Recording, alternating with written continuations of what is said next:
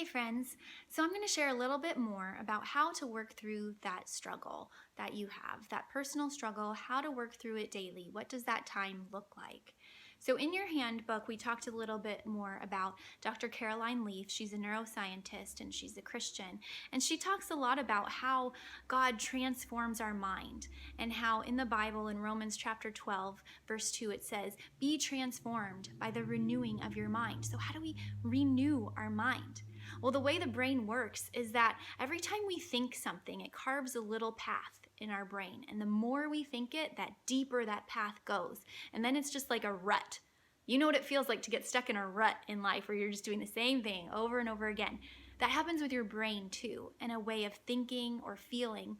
And a lot of times those ways of thinking or feeling are toxic and they're not healthy, they're not biblical. For example, getting angry or getting irritated at people a lot. It becomes a habit in your brain.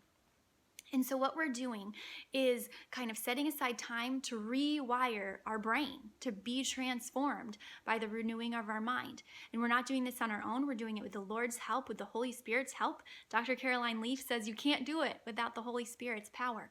And so setting aside time with Jesus and usually with a journal, that helps a lot to be able to write down your thoughts, to get them out on paper.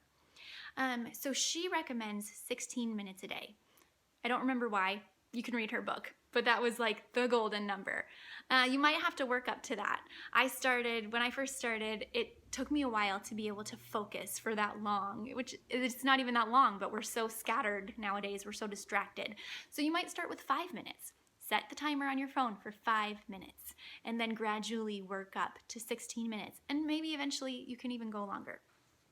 But she said 16 minutes a day for 63 days to let your mind work through an issue to be able to carve a new path, a new rut.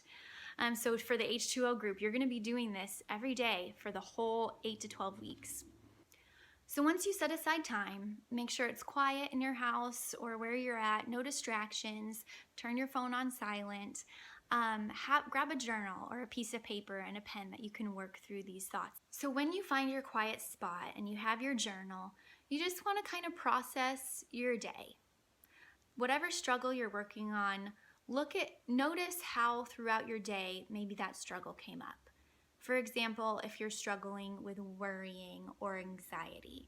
So reflect back on your day and look at some times where you worried or you felt stressed out or anxious, and kind of make note about what happened and just write it down and say, I felt stressed because of this, or I felt worried because of this.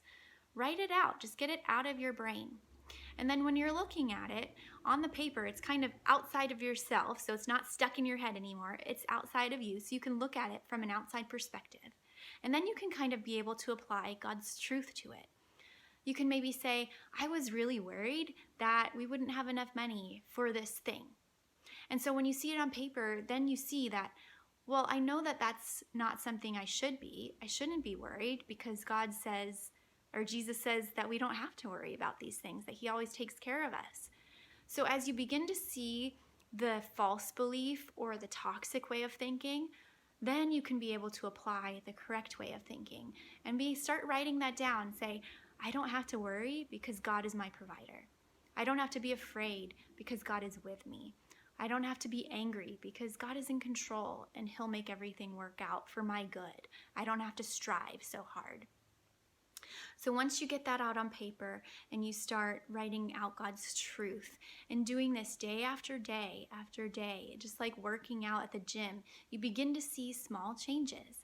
And even the small changes might just start with maybe you're aware in the moment that throughout your day that, oh man, I'm feeling worried. And it just kind of clicks that now I'm aware that this is happening. And that's a great step. That's the first step. So just being aware of that this is happening now, and now I can see it and I know it's a lie.